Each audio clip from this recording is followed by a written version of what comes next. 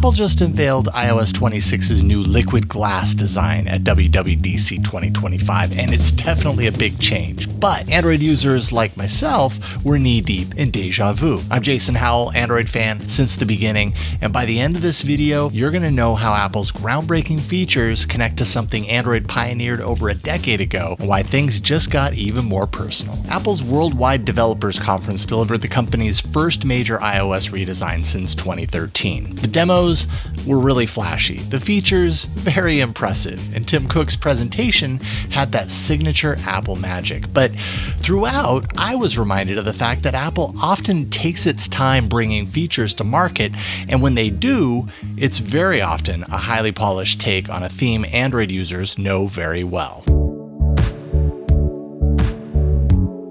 So let's start with Apple's new call screening. It automatically answers unknown numbers in the background, then transcribes responses in real time so you know who it is and why they're calling before you have to get on the phone.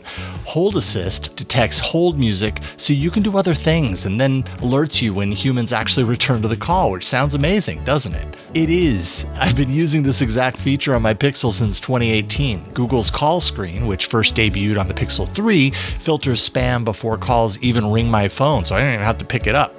Hold for Me arrived in 2020. That uses AI to wait silently while you live your life away from that horrible hold music.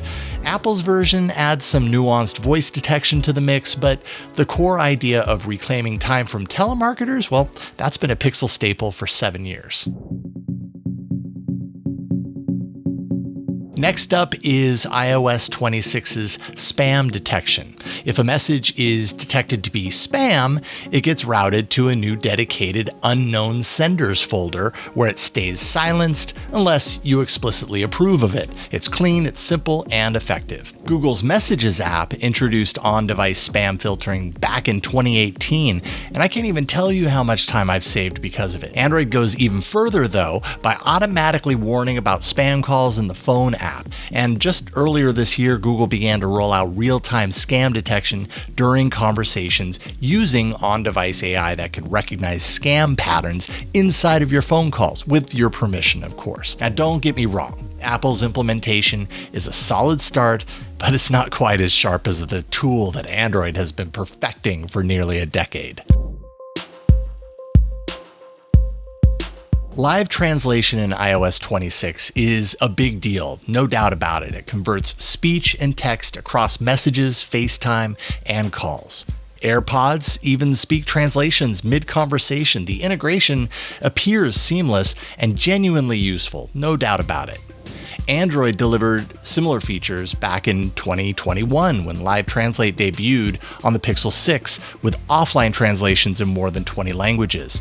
And then Pixel Buds integration followed immediately thereafter. But here's where it gets really interesting. Go all the way back to 2017 and Google debuted this capability with first generation Pixel Buds by way of Google Assistant, and they've iterated and improved it ever since. Apple's live translation is elegant, it's important, and I'm super happy more people have it, but Google has always impressed in this department. Apple's visual intelligence now extends to screen contents. You just circle objects in screenshots to search across apps. So, you can finally identify that cool jacket in your social feed.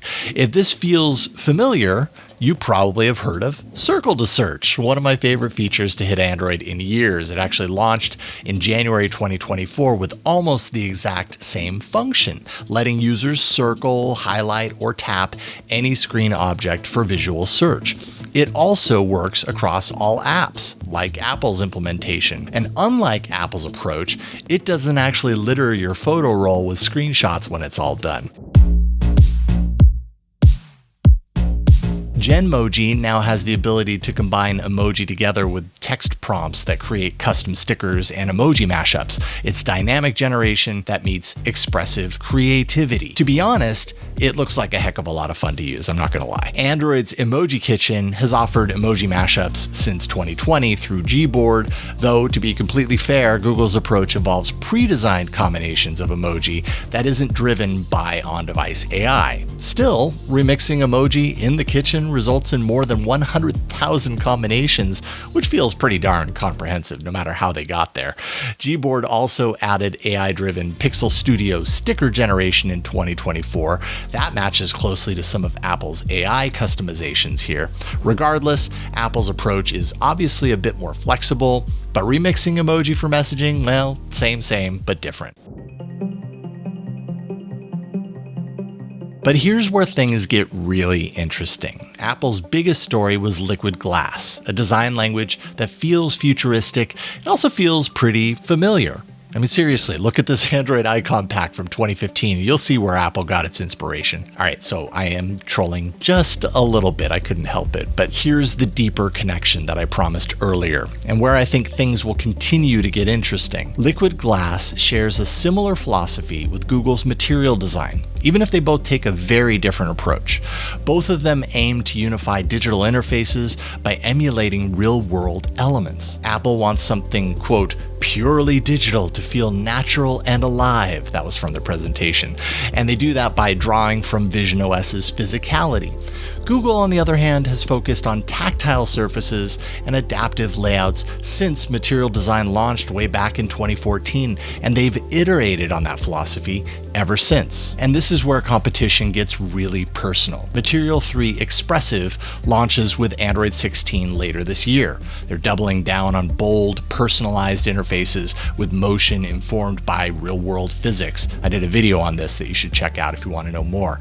With iOS 26's Liquid Glass and Android 16's Material 3 Expressive launching just months apart, both platforms are chasing the same vision: humanized interfaces that feel alive. Many of Apple's WWDC innovations are Android staples rebranded with Apple's artful polish, and honestly, that's not a criticism. It's evolution. Really, at this point, inspiration works in both directions. So who's the real winner in all of this? Who else? We are, the users, because both platforms will continue to benefit from this legendary competition by pushing that line even further. What feature surprised you most? Are you team Liquid Glass or Material 3 Expressive?